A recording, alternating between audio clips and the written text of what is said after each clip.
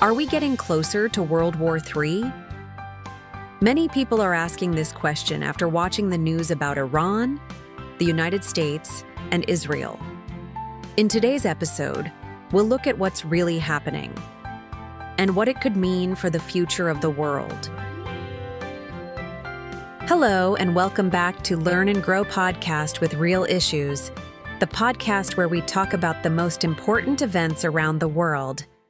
In simple English, I'm your host, and today we're going to talk about a serious topic.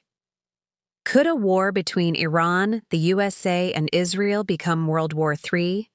Let's take a deep breath, stay calm, and try to understand what's really going on. Part 1. Why are Iran, USA, and Israel enemies? Let's begin with some background. Iran is a country in the Middle East with a strong military and a powerful government. It follows an Islamic system of leadership. The United States and Israel see Iran as a major threat. Why?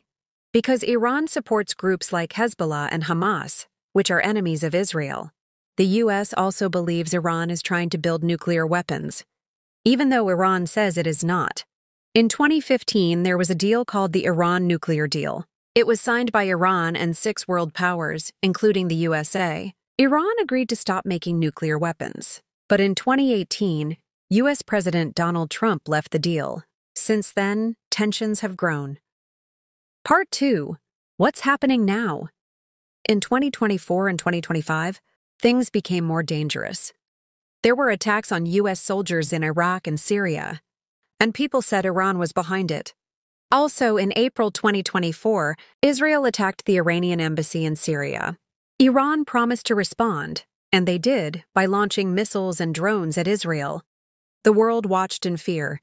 Many people thought, is this the start of World War III? The U.S. helped Israel shoot down some of the missiles. This shows that the U.S. will protect Israel. Now, Iran and Israel are in a direct fight, and the U.S. is standing with Israel. That's why people are worried. Part 3. What is World War III? Let's take a moment to understand what World War III means. World War I and World War II were huge wars that involved many countries.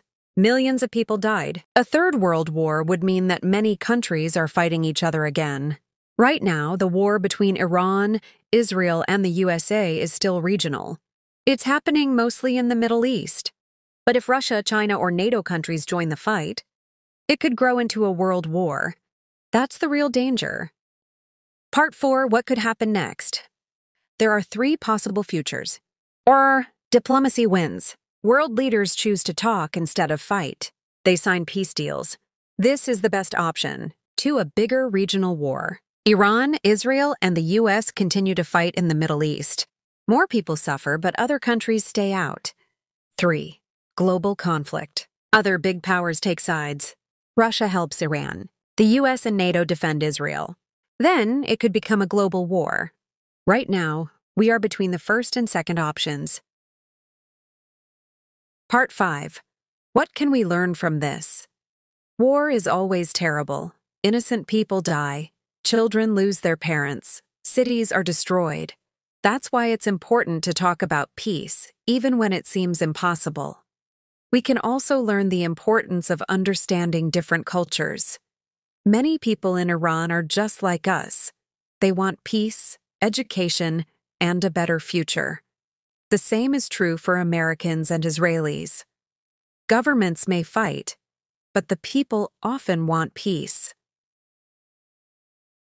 Segment 6. The economic impact of World War III. When we talk about war, we usually think of soldiers, weapons, and fighting. But war also has a huge impact on the economy, not just in the countries that are fighting, but around the world. Let's look at some examples. 1. Oil prices go up. Iran is one of the biggest oil producers in the world. If a major war happens in the Middle East, the oil supply could be blocked. This would make gas, food, and transportation more expensive everywhere. 2. Stock markets fall. When war begins, many investors get scared. They take their money out of the stock markets. This can create big financial problems in countries around the world. Prices of goods increase, inflation. War can cause shortages of food, materials, and technology. When there are fewer products, prices go up, but people's salaries don't increase. This makes life more difficult for everyone. 4. Job loss and unemployment. Many businesses lose money during war. They may have to fire workers or shut down completely. Millions of people could lose their jobs, even in countries that are not fighting. Poor countries suffer the most. Developing countries often don't have strong economies. When food and energy prices go up, the people in these countries suffer first. It becomes harder to afford basic things like bread, fuel, and medicine. We've talked about many things today: the history, the current conflict, the fear of World War III, and the real dangers to people and to the economy. War is never simple. It brings pain, fear, and suffering.